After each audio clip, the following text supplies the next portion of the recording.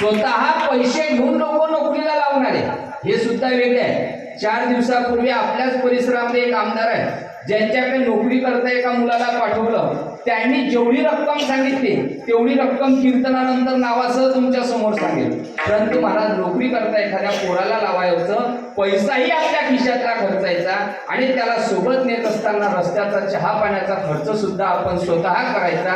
याच्यापेक्षा दुसरा परोपकार निष्काम भावना जगतामध्ये कुठलीच करू शकत नाही. आमच्या महाराजांनी सांगितलं मला हरिभाऊंनी येताना, एक वेळा असंच काहीतरी कामानिमित्त त्यांना कुठंतरी मुंबईला जायचं होतं. एका सदग्रस्ताला त्यांनी, आता मला नाव नाही आठवत, त्यांना काहीतरी रेल्वेला जाण्याकरता तिकिटापुरते पैसे मागितले. पैसे त्यांनी मागत असताना 100 रुपये मागितले, परंतु त्यांच्या स्वभावाचा परिचय असल्यामुळे त्या दानशूर व्यक्तीने त्यांना 100 रुपये न देता 500ची नोट त्यांच्या खिशामध्ये ठेवली.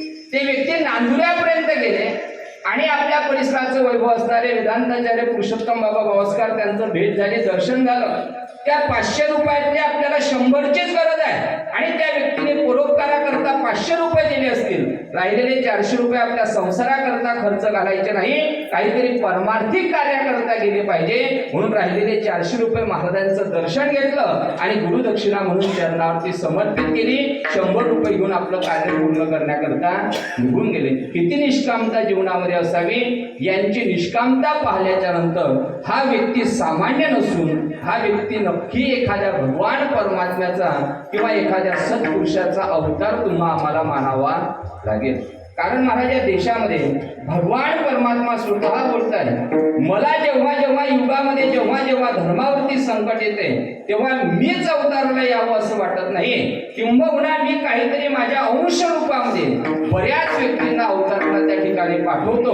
जसं द्वापार युगामध्ये धर्माची संस्थापना करण्याकरता कृष्ण अवतार धारण केला, जसा त्रेता युगामध्ये रामप्रभूचा अवतार धारण केला, परंतु त्याच कलियुगामध्ये जेव्हा काहीतरी धर्म संकटामध्ये येऊ लागलं त्यावेळेला भगवान परमात्मा म्हणता मला येणं शक्य नाही. तेव्हा तोच भगवान परमात्मा 450 वर्षापूर्वी या हिंदवी स्वराज्याची संस्थापना करण्याकरता छत्रपती शिवाजी राजांच्या रूपामध्ये अंश रूपामध्ये काय झाले, अवतरित झाले.